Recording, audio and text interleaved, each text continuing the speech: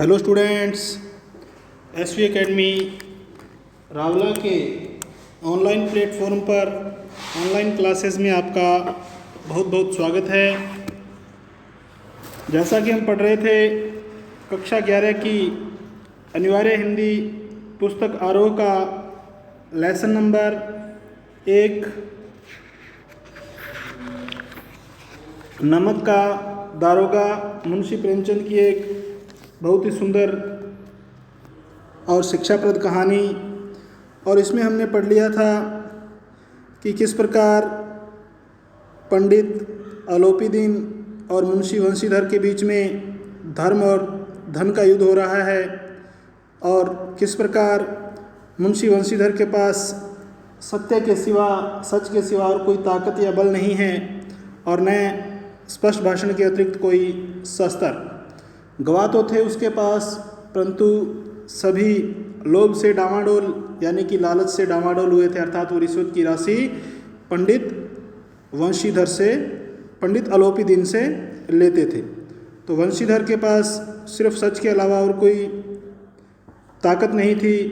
तो यहाँ तक हमने इसको पढ़ लिया था कि किस प्रकार वंशीधर के पास गवाह तो थे, साक्षी तो थे, परंतु वो सब के सब लालच से डामाडोल, अर्थात पंडित अलोपीदीन के वो नियंत्रण में थे। तो यहाँ तक हमने इस लेसन को पढ़ लिया था। आगे बढ़ते हैं। यहाँ तक कि मुंशी जी को न्याय भी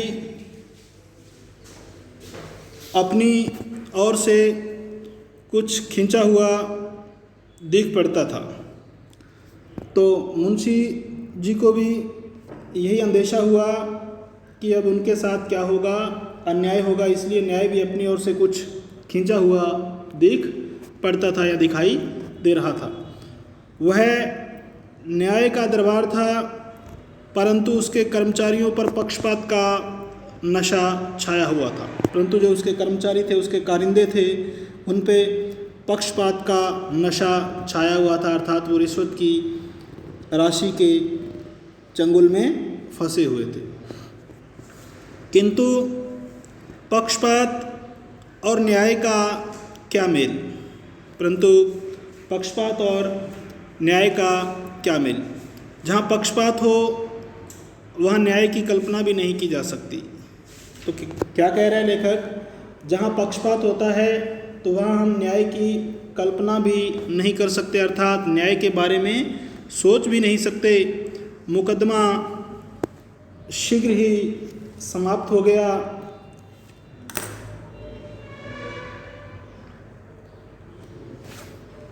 तो मुकदमा शीघ्र ही क्या हुआ भाई, समाप्त हो गया, ख़त्म हो गया। डिप्टी मजिस्ट्रेट ने, जो न्यायाधीश था, ने अपनी तवजीज में लिखा। तवजीज उर्दू का शब्द है जिसका अर्थ होता है राय, निर्णय या अपना मत, या डिसीजन कह सकते हैं इंग्लिश में, राय मत डिसीजन कह सकते हैं, राय या निर्णय।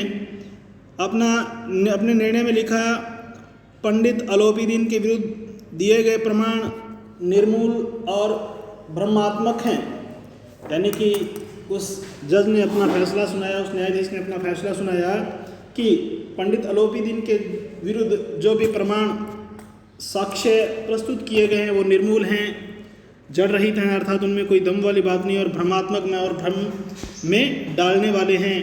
वह एक बड़े भारी आदमी हैं, अर्थात बहुत ही, भारे का मतलब वजनदार नहीं है, भारे का मतलब है वो धन धान्य की दृष्टि से बड़े ही भारे हैं, यानी कि धन धान्य बहुत है उनके पास। यह बात कल्पना के बाहर है कि उन्हें थोड़े लाभ के लिए ऐसा दुस्साहस किया हो। यद्यपि नमक के दरोगा मुंशी वंशीधर का अधिक दोष नहीं है, लेकिन यह बड़े खेद की बात है कि उसकी उद्दंडता और विचारहीनता के कारण एक भले मनुष्य को कष्ट झेलना पड़ा।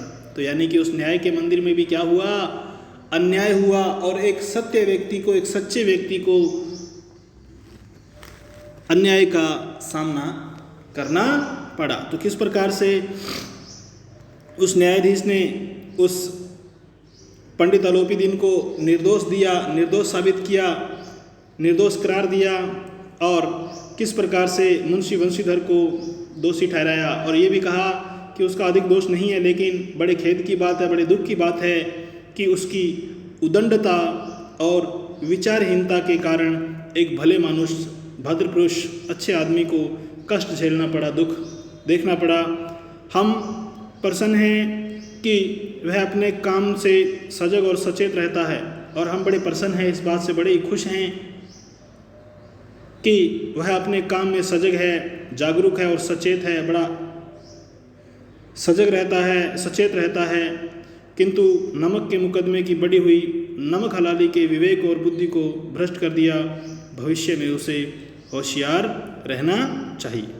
तो इस प्रकार का निर्णय मुंशी वंशीधर को थोड़ा मायूस किया इस निर्णय ने।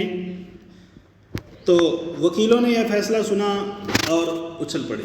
जब पंडित अलोपीदीन के वकीलों ने यह फैसला सुना तो वे बहुत ही ज़्यादा खुश हुए, उछल पड़े। पंडित अलोपीदीन मुस्कुराते हुए बाहर निकले। स्वजनों बांधवों ने रुपयों की लूट की। स्वजन बांधव जो भाई बंधु थे, अपने लोग थे, उन्होंने रुपयों की लूट की। उदारता का सागर उमड़ पड़ा, बड़े ही लोग उदार हुए, यानी कि बड़े ही हमदर्दी जताई पंडित अलोपीदीन के प्रति।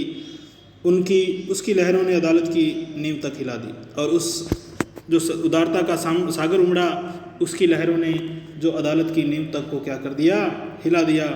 जब वंशीधर बाहर निकले तो चारों ओर से उनके ऊपर व्यंग्य बाणों की वर्षा होने लगी। तो जब पंडित अलोपीदीन के पश्चात जब वंशीधर, जो नमक का दरोगा था, जो कर्मचारी था जिसने पंडित अलोपीदीन को पकड़ा था, जब वो अदालत से बाहर निकला तो चारों ओर से लोगों ने उन पे व्यंग्य बाण कटाक्ष करने शुरू कर दिए।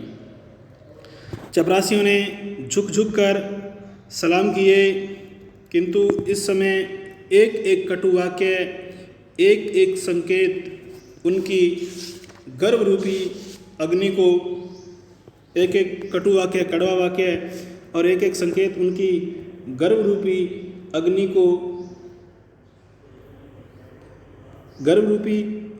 को प्रज्वलित कर रहा था, यानी कि और अधिक सुलगा रहा था, और अधिक प्रचंड कर रहा था।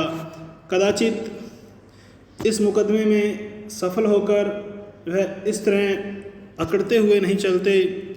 आज उन्हें संसार का एक खेदजनक विचित्र अनुभव हुआ, और उसे इस संसार में ऐसा भी होता है इसका उसे आभास हुआ, उसे खेदजनक विचित्र अनुभव हुआ। न्याय और विद्वत्ता, लंबी चौड़ी उपाधियाँ, बड़ी बड़ी दाढ़ियों और ढीले चोंगे एक भी सच्चे आदर के पात्र नहीं है। यानी कि किस प्रकार से उन्हें अदालती लोगों को, वकीलों को, अन्य लोगों को, अन्य कारिंदों को, कर्मचारियों को, सबको कोसा, और अपने मन में इस प्रकार का उसने अनुभव किया। न्याय और विद्वत्ता, लंबी चौड़ी उपाधियाँ, बड़ी बड़ी दाढ़ियाँ और ढीले चोंगे एक भी सच्चे आदर के पात्र नहीं है। अर्थात ये सब के सब कैसे हैं? माया के लालची हैं, अर्थात धन के नीचे दबे हुए हैं। अर्थात थोड़े से लालच के लिए अपना लोग दीन और ईमान बेच देते हैं। तो उसे बड़ा दुख हुआ इस प्रकार के निर्णय से। वंशीधर ने धन से बैर मोल लिया था, तो वंशीधर ने धन से दुश्मनी की अर्थात मोल लिया। उसका मूल्य चुकाना अनिवार्य था, और उसकी कीमत उसे अदा करनी आवश्यक थी। कठिनता से बड़ी परेशानी से के साथ, यानी बड़ी मुश्किल से 1 सप्ताह बीता होगा कि मोतल्ली का फरमान आ पहुंचा। कार्यपरायणता का दंड मिला। मोतल्ली का मतलब है चौकस करना, किसी को परवाना आ पहुंचा, यानी कि कोई नोटिस वगैरह आया उसके पास। कार्यपरायणता का दंड मिला, यानी कि जो उसने कार्य किया उसका उसे दंड मिला। बेचारे भग्न हृदय, टूटा हुआ दिल, शोक और खेद से व्यथित घर को चले।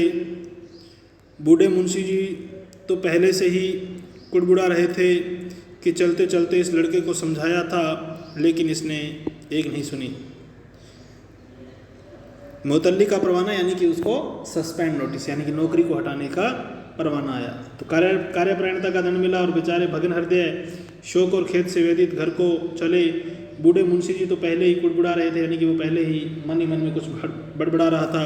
चलते चलते इस लड़के को समझाया था, लेकिन इसने एक नहीं सुनी। यानी कि चलते चलते इसको समझाया था कि है ना, चढ़ावा और चादर वाला जो सेंटेंस पढ़े थे ना अपने शुरू में, तो उस चीज़ को कि क्या है, नौकरी में ओहदे की और ध्यान मत देना, यह तो पीर की मज़ार है, निगाह चढ़ावे और चादर पे रखनी चाहिए, है ना। तो यानी कि रिश्वत का पैसा खूब लेना चाहिए तेरे को, परंतु उसने ऐसा नहीं किया, उसने अपने ईमान को नहीं डिगने दिया। लेकिन सब मनमानी करता है। हम तो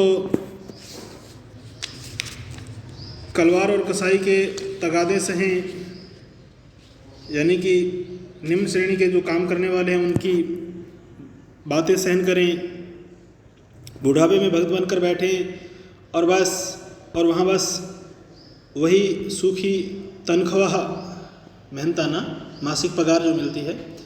हमने भी तो नौकरी की है और कोई ओहदेदार नहीं थे, लेकिन काम किया, दिल खोल कर किया और आप ईमानदार बनने चले हैं। घर में चाहे अंधेरा हो, मस्जिद में अवश्य दिया जलाएंगे, खेद ऐसी समझ पर। यानी कि इस प्रकार की बातों पे जब इसके मुंशी वंशीधर के पिता को इस प्रकार की बातों का सहन की सुना उन्होंने इन बातों को, तो उसे बड़ी ही दुख हुआ और साथ ही साथ अपने बेटे पे उसे गुस्सा भी आया, क्योंकि उसने इतनी बड़ी रिश्वत को ठुकराई और साथ में अपने नौकरी से भी गया। पढ़ना लिखना सब अकारथ गया, बेकार गया। इससे थोड़े ही दिनों बाद जब मुंशी वंशीधर इस दुरावस्था में घर पहुँचे और बूढ़े पिताजी ने समाचार सुना तो सिर पीट लिया। बोले, जी चाहता है कि तुम्हारा और अपना सिर फोड़ दूँ। कुछ देर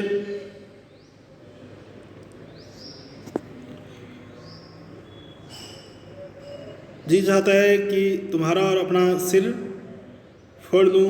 बहुत देर पछताकर हाथ मलते रहे। क्रोध में कुछ कठोर बातें भी कही, और यदि वंशीधर वहाँ से टल न जाते तो अवश्य ही यह क्रोध विकट रूप धारण करता, बहुत ही खतरनाक माहौल वहाँ पैदा हो जाता। वृद्धा माता को भी दुख हुआ। जगन्नाथ और रामेश्वर यात्रा की कामनाएं मिट्टी में मिल गई। जगन्नाथ और रामेश्वर की जो यात्रा की थी और वहाँ जाके कामना भी की थी कि मेरा पुत्र क्या लगे, नौकरी लग जाए, तो ये सब की सब कामनाएं जो इच्छाएं थी वो मिट्टी में मिल गई। पत्नी ने तो कई दिनों तक सीधे मुंह से बात भी नहीं की, और उनकी पत्नी ने तो सीधे मुंह उनसे कई दिनों तक बात भी नहीं की। इसी प्रकार एक सप्ताह बीत गया। संध्या का समय था, यानी कि शाम की वेला थी। बूढ़े मुंशी जी बैठे राम नाम की माला जप रहे थे। इसी समय उनके द्वार पर सजा हुआ रथ आकर रुका। हरे और गुलाबी पर्दे, पछहिए, बैलों की जोड़ी, यानी कि ये पछहिए एक नस्ल है बैलों की, उनकी बात कर रहे हैं। पछहिए यानी कि पश्चिमी बैलों की। उनकी गर्दनों में नीले धागे, सींगे पीतल से जड़ी हुई। कई नौकर लाठियां कंधों पर रखे साथ थे। मुंशी जी अगवानी को दौड़े, अर्थात उनकी आवभगत के लिए दौड़े। देखा तो पंडित अलोपीदीन है। झुककर दंडवत की, अर्थात उनको झुके और उनको आदर सत्कार किया, नमस्कार किया और लल्लो चप्पो की बातें करने लगे, यानी कि उनके पक्ष की बातें। लल्लो चप्पो यानी कि किसी की चापलूसी वगैरह करना कह सकते हैं हमने, तो लल्लो चप्पो की बातें करनी लगे। हमारा भाग्य उदय हुआ, जो आपके चरण इस द्वार पर आए। आप हमारे पूज्य देवता हैं, आपको कौन सा मुँह दिखावें।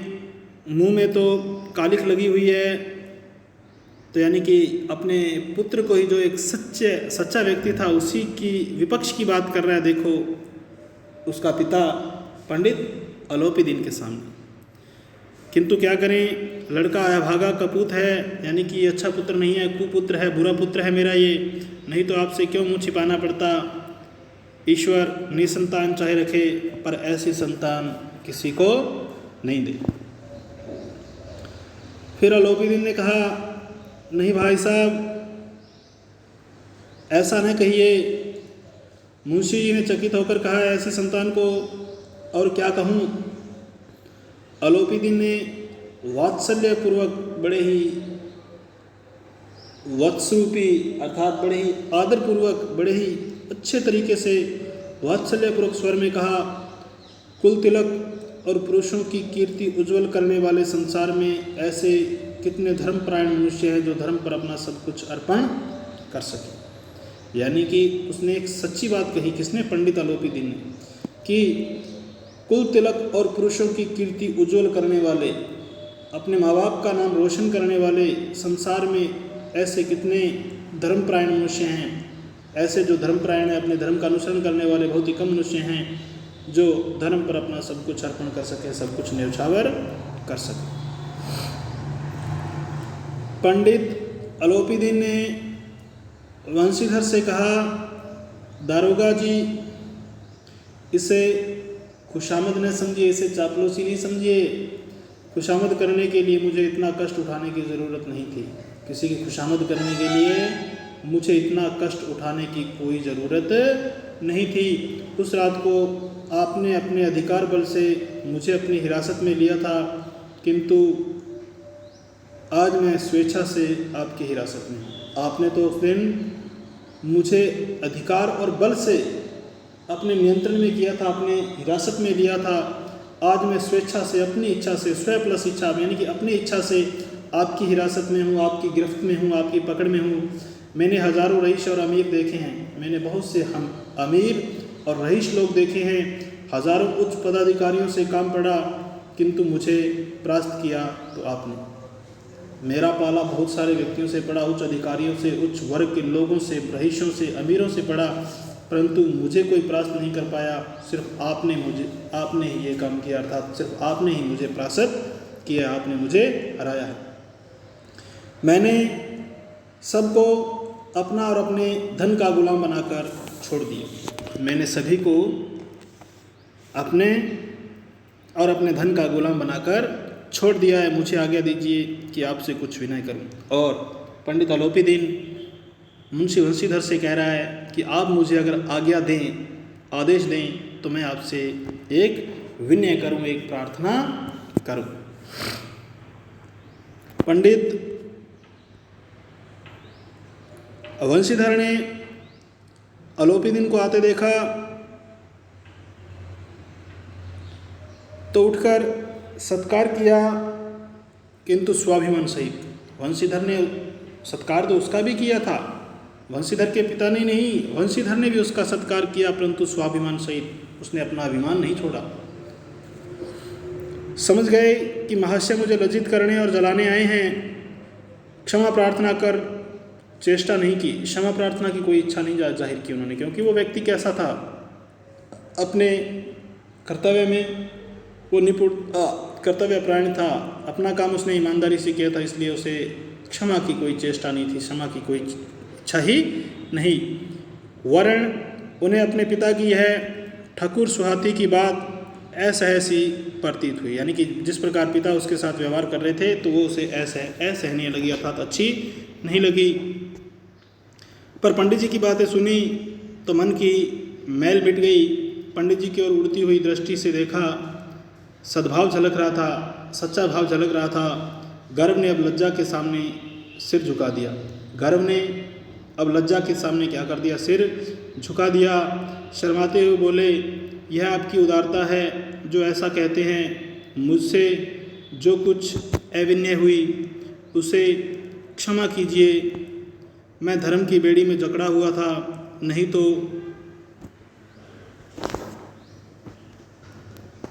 वैसे मैं आपका दास हूँ, जो आज्ञा होगी वह मेरे सिर माथे पे, यानी कि जो भी आपका आदेश है मैं उसे सिर माथे यानी कि मैं उसको सहर्ष स्वीकार करूँगा, मानूंगा। अलोपीदीन ने विनीत भाव से कहा, बड़े ही नम्र भाव से, बड़े नतमस्तक होते हुए आदरपूर्ण भाव से कहा, नदी तट पर आपने मेरी प्रार्थना स्वीकार की थी, नदी तट के तट पर आपने मेरी प्रार्थना नहीं स्वीकार की थी, किंतु आज स्वीकार करनी पड़ेगी। नदी के तट पर जिस दिन आपने मुझे हिरासत में लिया था, उस दिन तो आपने मेरी प्रार्थना स्वीकार नहीं की, परंतु आज जो मैं प्रार्थना आपसे कर रहा हूँ वह आपको क्या करनी पड़ेगी, स्वीकार करनी पड़ेगी। तो आज के लिए स्टूडेंट्स इतना ही। आगामी जो लेसन बचा हुआ है उसको पढ़ेंगे कल। तो इसमें से कुछ प्रश्न हैं जो आपको करने हैं।